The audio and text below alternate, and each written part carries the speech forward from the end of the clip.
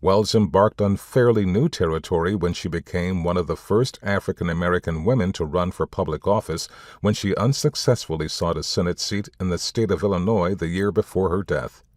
However, the most significant and inspiring label that Wells wore proudly was given to her by her many detractors, that of race agitator.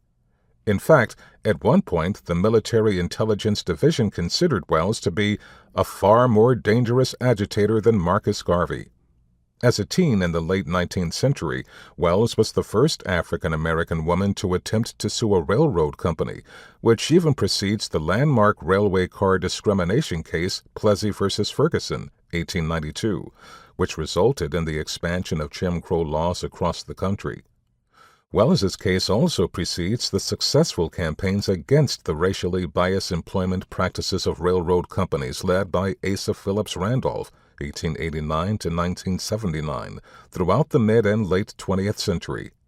Even though she was always willing to confront racism early in her life, Wells became a race agitator when her writings began to awaken America's conscience regarding lynching. There is an old riddle that goes, "If a tree falls in the woods and no one is around to hear it fall, does it make a sound?" Wells would become that sound for countless numbers of black lynching victims throughout her lifetime, victims whose deaths would go unnoticed otherwise. During the Reconstruction era, 1865 to 77, in the decade following the Civil War, 1861 to 65, lynching became common practice in the South and continued to happen well into the 21st century. The Tuskegee Institute recorded nearly 5,000 lynchings that took place between 1882 and 1968. Lynching often involved the apprehension of unsuspecting victims and then hanging them from trees or light posts. Additionally, lynch mobs burned their victims alive and filled their lifeless bodies with bullets.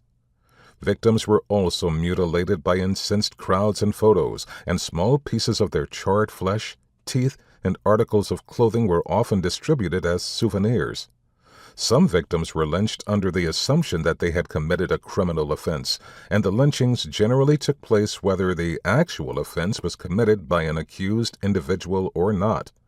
The most popular excuses provided for lynching black victims was often the sexual assault or rape of white women or stealing, but victims were also murdered for standing up to their white employers and crimes as petty as being sassy to whites. Investigations of these crimes generally ended with the superficial determination that the murders took place at the hands of parties that are unknown.